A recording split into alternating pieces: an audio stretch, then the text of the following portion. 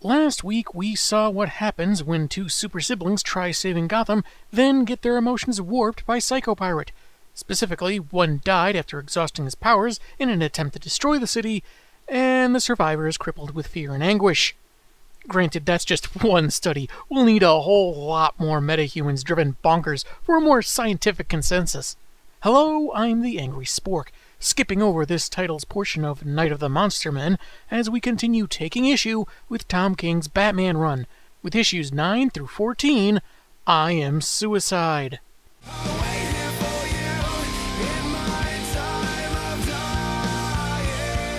Issue 9's cover has Bats standing at the gates of Arkham Asylum as several hands menacingly reach for him.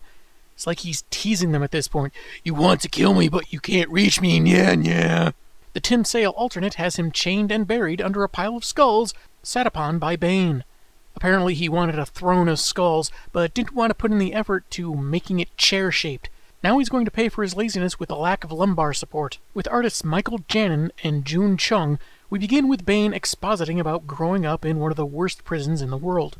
For the unaware, when he was originally introduced, Bane was condemned to carry out a life sentence for the crimes of his biological father before he was even born. The cell he grew up in would flood each night, leaving him struggling to survive. For 17 years, he pled to God, the devil, his deceased mother, begging permission to give up and stop fighting, but got no answer. Because the story's title didn't make things uncomfortable enough from the get-go. Bane's been recalling this trauma in recurring nightmares for some time, waking up screaming, and it's only gotten worse since he's stopped using venom. Yeah, a lot of people were disappointed with Let There Be Carnage. That's where the Psycho Pirate comes in. He wants the Master of Emotions to tame these outbursts with his powers. Tell me I'm happy. Tell me I'm brave. Tell me I can always stop. Tell me tricks aren't just for kids. As Pirate gets to work, Bruce is letting Claire Clover, aka Gotham Girl, recuperate in the mansion. And he has this weird moment with a picture of his parents, though I think this almost annoyed I know seems directed at his father in particular. There's no real context as to what this means. Anyway, Alfred and Duke will keep an eye on her while Bruce is gone for a few weeks or more. He's accepted Waller's proposal to retrieve the pirate, despite both Wayne and Pennyworth's reservations, as it's the only way to help the ailing Claire. He begins by arriving at Arkham Asylum on a 2-page spread. Batman picks the weirdest places to start trick-or-treating, and it wouldn't be Gotham or Arkham without rain and ominous lightning striking above. With Jim Gordon and Dr. Jeremiah Arkham following, he first visits Arnold Wesker, cited as the first of many ventriloquists. Despite having a life sentence, he's been an ideal patient without that Scarface puppet around, which the Doctor hopes goes unchanged after the Dark Knight's field trip. Bats offers Arnold transfer to a luxury facility where he can be more active, and though hesitant without his boss giving orders, he agrees. There are 3 more on Pointy Ears' list, but the Doc objects, saying that the final candidate was rejected, claiming that if that thing got out, it'd be like a loaded gun against the city's head. But Bats just wants to get to the next inmate. Also, there's this aside with a Jane Doe inmate fogging the glass and drawing the Legion of Superheroes emblem, suggesting she's Saturn Girl, the only blonde Legionnaire I know of? Is this setting up an alternate version of that Justice League vs. Fatal 5 movie? Is she going to bond with Simon Baz over PTSD or something? Next, Ben Turner, the Bronze Tiger, who agrees to the mission after a friendly 2-page sparring match. Arkham claims he's delusional for claiming to be part of the League of Assassins, so I guess he's never heard of the group that's actually very real in the DCU. Doc's gotta vet his information better. On that note, when they go to recruit Jester-themed murderer, Jewel Lee, Bats reveals that Punch, her lover, or husband, depending on the continuity, was posing as Gordon, leaving the commish drugged in his home, according to allies he signaled when he saw Punch light his pipe with the wrong hand. If you're wondering why Batman doesn't recruit some of his own sidekicks for this mission, it's because carrots used to be naturally purple. I don't know. Our hero was counting on this, of course, as Punch previously betrayed Bane and spent 2 years in a prison that people don't break out of, just to reunite with his lady. Punch is on the team too, and while the kooky lovebirds make out, Batman insists on his final nominee despite Jeremiah's protests, and threatens to tell the board the Doc got fooled by a disguised criminal, getting him fired. I mean, you can't look at the asylum I filled. Do you really want to tell me what I can't do? This is the Eagle Scouts all over again. They cheated me out of that go-kart, even though I sold more magazine subscriptions than anyone else. He meets with someone in a straitjacket and what looks like a weird hockey mask, with dialogue reminiscent of The Killing Joke. I've been thinking lately about you and me. We're actually a lot alike. We don't like lawbreakers, we sometimes fight or hang out with mutants, we've dated news reporters. Wait, where's your golf bag and hockey sticks? Are you or are you not Casey Jones? He needs something from Bane, odd when he technically needs someone, and will do what's necessary to complete the task, be it breaking the law or using people. He removes the mask to reveal Selena Kyle, Catwoman, whom narration says is scheduled to die by lethal injection for murdering 237 people. Part 2's cover has something of a movie poster vibe to it, with the crew, their target, and an extra grumpy-looking Bats. Do I look stressed out to you? You? Get out of town! The variant has him looking through a tinted window at Catwoman having broken into, and removed, a wall safe. I imagine that requires some super strength, but really, she looks more like she can't decide what she's having for dinner after this caper. And that's it! Capers! Problem solved! The Dark Knight is flying a tricked-out VTOL. While saying something he'll repeat throughout the issue. He's here for Psychopirate, to save someone that needs saving, and will break Bane's damn back if he doesn't cooperate. He never did finish reading Making Friends and Influencing People, did he? There's also narration in a form of a letter Selena writes him, but more on that later. For now, we see that Santa Prisca is basically just the prison on a narrow island. It was originally a whole Caribbean island, while the prison was Peña Duro, meaning the hard stone. This was true to some capacity as recent as the year previous to this story in Batman and Robin Eternal. So how did it lose 99.9% of its landmass? He ignores local Air Force warnings, gets shot down, then faces hundreds of soldiers who I guess all live in the prison. They overwhelm Bats and deliver him to their boss, who knows that no Justice Leaguers will come for him since he violated the law. I mean, Bats knows plenty of non-League heroes that could help him and wouldn't care about the law, but I guess the calculating villain is ignoring that. Without Venom to lift Bats up and bust his spine like he originally did, and while his foe is weakly reciting his ultimatum, Bane settles for kneeling on Wayne's backbone and pulling his shoulders back. He then throws Pointy Ears into his old cell, not expecting him to live through the night. Oh, so this Bane's an idiot. Good to know. Seriously, is this not a version of the guy that actually studied and observed Batman before breaking him? Is he just another theatrical goon post-New 52? It feels like he's seriously underestimating someone that has beaten him several times, once by hitting him with a plane! Anyway, unable to stand, if with some pain, Bats begins punching the wall as the water begins rising, specifically 4 spots for his hands and knees, while he fixes his back by breaking it? Or is he showing solidarity with some of the weirdly proportioned women in extreme 90s comics? I'm no chiropractor, but I'm not sure how this really fixes anything. But I suppose in any case, this just further goes to show Bane's overconfidence, because I'm not sure if he intended to cripple Bats, much like he did in Nightfall, or just really mess up his lower lumbar region. He briefly loses consciousness and falls into the water, by then high enough that he can actually reach the hatch, break the lock with his gauntlet blades, and leave. He makes way to, I guess, a back entrance, no guards or anything, where Catwoman and Wesker await. All that's left is to break Bane's damn back. Anyone else wondering if this whole issue Bats was repeating the same thing because he watched The Princess Bride before the mission and really connected with Inigo Montoya? Now, as to Catwoman's letteration, she begins that she never knew or remembered much about her parents. Again, sounds a little different from previously established canon, but moving on. So she went to a few foster homes, to allegedly unkind people, but always wound up back at the Thomas and Martha Wayne Home for the Boys and Girls of Gotham. Because we can't have concise names or go without some Seeds of Destiny malarkey connecting characters that don't need it, that know each other in the here and now. But since the place was funded by rich folk, they had the best gruel in town. Unfortunately, a terrorist group looking simply to instill fear bombed the orphanage, killing 163 children, 7 teachers, and a kindly janitor. I'm coming to the rescue, the lot of you! Ow! Ugh, I'm bad at this. The Dogs of War, as they were called, had 237 registered members. No word if there were any prospective terrorists waiting to hear back, all of whom worked in some way to facilitate the bombing. So Selina found each one and killed them, starting with Gotham, then the greater United States, then on their home turf, wherever that's supposed to be. She also stopped whatever great powerful plans they had, and finds that she and Bruce work because they're both orphans that dress up as animals leaping across Gotham, and the pain of their past goes away when they kiss. That would be thanks to my Novocaine Bat Lip Balm. It also explains why we pass out afterwards, so there are some kinks to work out. Bruce used the destruction of his childhood to try making the world a better place, but Selina, who never had a taste of the good life, only wanted to kill those responsible for the bombing.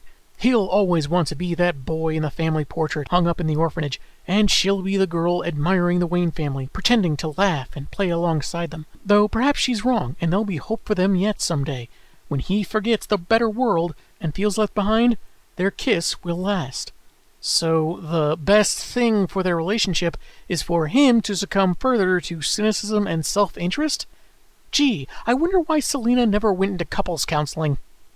Part 3's cover has Batman intentionally holding up the line at a Starbucks just to annoy Bane, and the Tim Sale variant is a neat split of the various players divided by Bats and his cape. I know Robert Pattinson was in it, but this poster for the Lighthouse is synergy at its weirdest.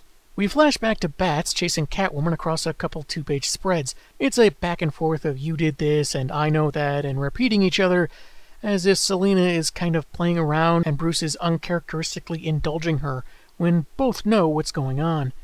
He finally stops her, feeling he has little choice but to bring her in for the 237 murders, even though she'll face the death penalty. In the present, after apparently getting a fresh costume to replace the one that got damaged last issue, he's led Selina and Wesker through the prison sewers, to a tunnel that should lead them to Psychopirate, whom they'll acquire and await further instructions. Catwoman must protect a ventriloquist at all cost, even if some of the team are caught or killed. Without Wesker, no one gets out of here alive. Not for any tactical reason, mind you. It's his birthday, and I thought it'd make him feel special. At the gate, Bronze Tiger is increasingly annoyed with Punch and Jubilee yammering all lovey-dovey, making out, and wondering if Tiger is somehow secretly Batman. The pair walk the line between being kinda funny and obnoxiously annoying to amuse themselves and each other. Not terrible, but they can lay it on a little thick. And good thing there aren't any cameras or guards to see Punch's cuffs are actually around decoy hands. He also hints that Ben has previously used venom, and is in the right place to find some if he wanted. They're allowed inside, as Catwoman and Ventriloquist make their way through an old Windows Pipes screensaver. He insists Scarface isn't another side of himself, but a monster that makes him do bad things, and feels better when he's not around. Miss Kyle thinks it must be nice to have breaks from one's inner demon, while hers just won't let go. These pages want you to read from up to down, then down to up, then back down again. Yet here, in the 3 connected bubbles where Selina suggests Scarface is Arnold's monster, it's meant to be read after Wesker's below it, but you have to read from the top of the 3 for it to make sense. Despite my Windows joke, it is a good, visually interesting spread, but I think it may have contributed a bit of confusion and interrupted the flow of dialogue, though perhaps more for some readers than others. Arriving at Cell Block D, Wesker says they should find the pirate, as instructed. Mentioning that Bats thinks this mission can somehow save her from lethal injection, Selina decides to cat around a bit, ordering Arnold to stay where he is. And he does, because I guess he just does what he's told. She tells Batman that she's right where he put her, as Pointy Ears hides in a vent, watching Bronze Tiger gifting the clowns to Bane. He claims the League of Assassins assigned him to kill Batman, and wants a favor from the only one who ever got close. While I'm sure that's debatable in any continuity, Catwoman interrupts, throttling Tiger with her whip, and gives away the whole game. How the Caped Crusader escaped the cell and arranged the Jesters to be brought in as a distraction so she could abduct Psychopirate, and Bats would drop in from the vents to break Bane's back. But nothing about what happened to my pupils? She slashes the Jester's throats, knocks Tiger out, and asks Bane for money and a plane so she can disappear. In exchange, she'll tell him how to finally break the bat. Part 4's cover has the team dropping into lava? Molten gold? The Sinestro Corps power battery? Welcome back to the show! I'm still falling! The alternate sees Selina incapacitating her bow, strung up by his leg and her boot on his neck. That'll teach him to not like the cat videos she posts on Facebook. I guess in between issues, Bane has moved, even though he was told Batman was right above him, and challenges his foe to join him in his throne room to take the pirate he needs to save someone who needs saving. Narration is his letter to Selina, seemingly from before recruiting the Discount Suicide Squad. Almost the whole issue is 2-page spreads of him fighting his way through the prison. His letter says his parents would likely laugh at his Batman persona, but he acknowledges how ludicrous it is. Kid loses mom and dad, but instead of mourning properly, grows up to fight crime while dressed as a bat. Because of his vow. I swear, by the spirits of my parents, to avenge their deaths, by spending the rest of my life warring on all criminals. Hey, it's that classic line from the old comics. I'm sure that reference won't be a precursor to an attempted deconstruction of the entire premise of a beloved character that could potentially backfire. He knows how sad and immature, yet hilarious it all is, that even he wants to laugh at it, like the whole world can for all he cares. But he knows Selina wouldn't because she understood. After the shooting, he became Pain, which isn't kind like his mother or dignified like his father. So if Pain has no use, then it's better off dead. Content warning, there's talk of suicide ahead, so maybe skip to this timecode if you aren't comfortable with the subject matter. We good? Okay. So after their deaths at 10 years old, Bruce inflicted self-harm in order to take his own life, while praying and praying, but allegedly got no answer. He figures everyone in Gotham had the same experience, calling to a higher power and getting no response. Then finally understood. Despite not actually physically dying, his life was no longer his own. He was dead, and that's when he made that famous vow. That's what Batman is, a boy's choice to die. I am suicide. My choice to go by Angry Spork, using rage in a comedic fashion and personal catharsis, might make one think I'm going to be bombastically furious about this, as I've been before with other subjects. But I'm not going to do that here. Am I still mad about what DC did to my favorite Batgirl? Yes. Am I irked there's no clear-cut fix that got rid of the awful reinvention by a bad writer, and they've been wishy-washy about the canon? You betcha! But in the end, that's about fictional characters in a fictional world. This subject is very real and very serious. I don't feel it appropriate to discuss it in quite the same way. I will not presume on Tom King's experience, as I don't know who in his life may have dealt with or succumbed to this kind of harmful ideation. But as someone who suffers from depression and has zero self-esteem, I can say I've had some very unpleasant thoughts. Do I like this interpretation of Bruce Wayne's mission as some elaborate method of self-destruction? Absolutely not. I can kind of see where King may be going, that Bruce threw away the life he could have had in favor of fighting an unwinnable battle that claimed his parents, so it was a form of suicide. Did the hero origin where a kid sees his parents mercilessly gunned down for jewelry really need to have an even darker side to it? What does this say about all the good he's done?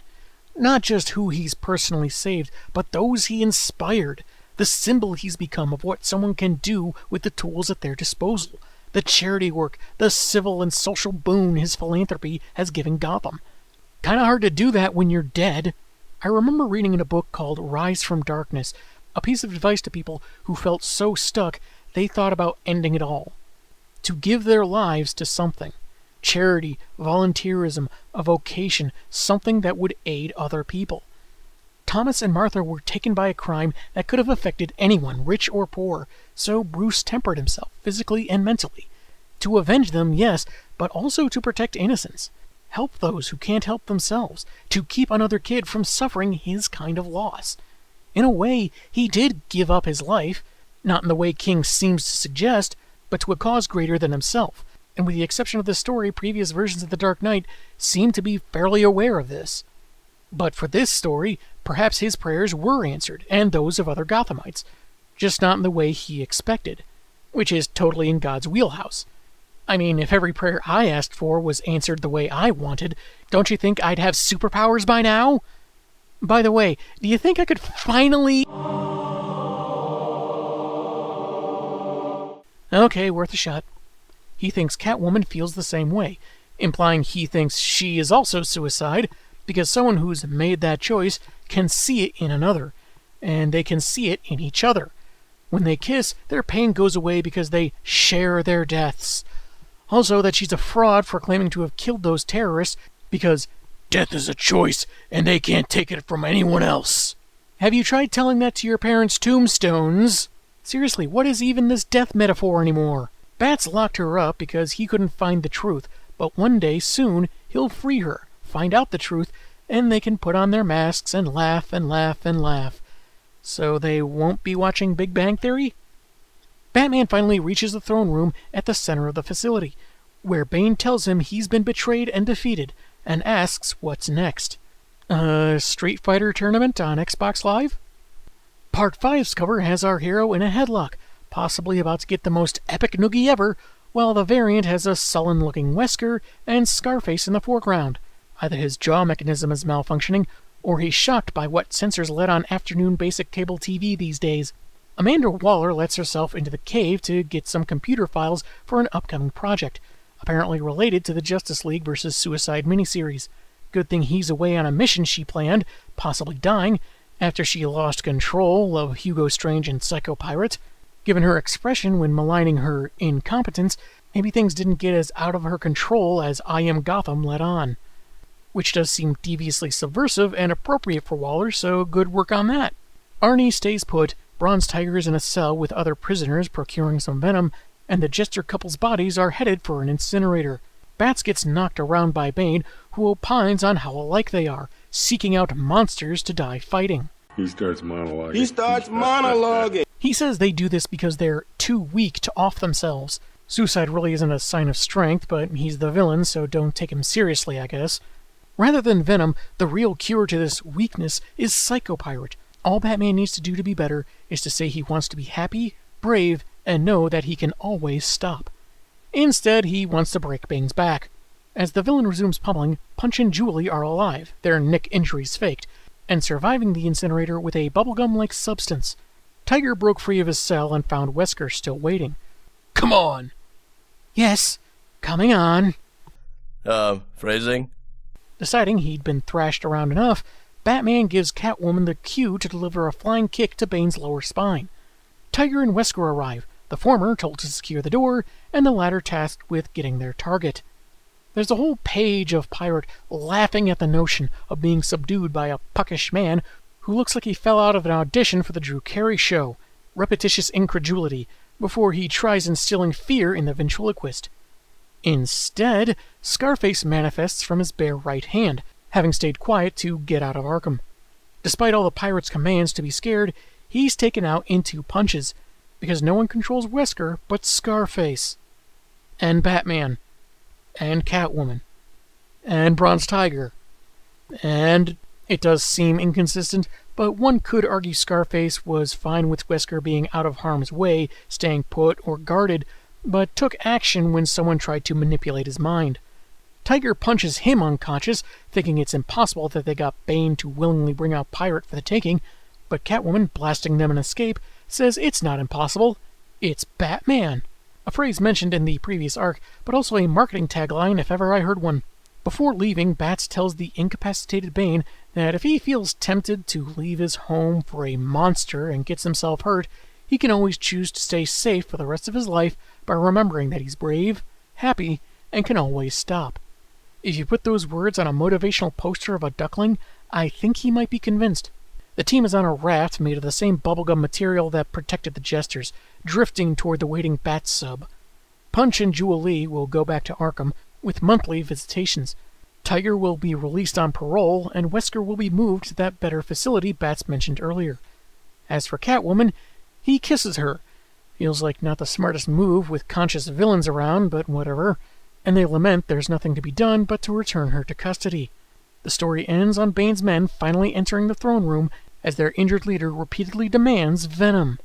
That was I Am Suicide, and while it's not entirely bad, I clearly had disagreements with it. The whole Batman is suicide angle comes off as bleak and depressing, omitting not only the good Wayne has done as both his identities, but the connections he's made, friends and surrogate family. A lot like Detective Comics at the time with the Victim Syndicate, but not nearly as terrible. Maybe I'm looking at it from a different angle than King intended, but it's just not an interpretation I really care for. This also recontextualizes Alfred's story about the wakizashi. It's a short sword, so maybe that's why he thought it would be better for a 10-year-old, but it's also used in seppuku, a ceremonial taking of one's own life.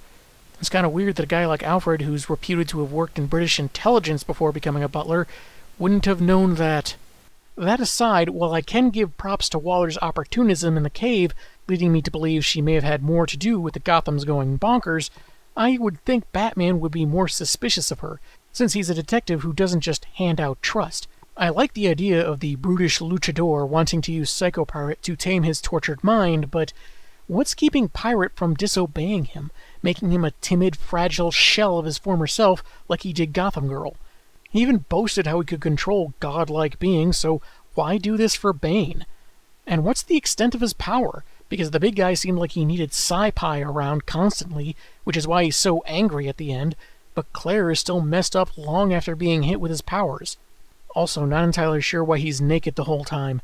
Maybe it's meant to symbolize vulnerability or a state of primal being, or he's the guy in charge, doesn't like pants, and no one wants to complain for fear of being killed. He also spoke in a lot of pauses and ellipses, like a stereotypical William Shatner impression. Not to mention, he doesn't seem to be the calculating opponent other stories have made him, underestimating bats at every turn and teleporting, I guess, when he was told he was hiding in the vents. In fact, the story makes several questionable changes. In his original origin, he had a near-death experience and saw a vision of his future self, instructing him to conquer fear in order to rule over men. When he woke up, he killed a prisoner that had been harassing him and was sent into that flooding cell for 10 years, not 17. He saw it as an opportunity to become stronger. He didn't fear it or lament it, he embraced it. It not only gave him the physical strength and endurance he'd need, time to meditate and focus his mind, it embarrassed the warden who had expected him to die and made him a legend among the other prisoners. Now, it torments him, shames him, even debilitates him enough that he needs superpowers to suppress the trauma.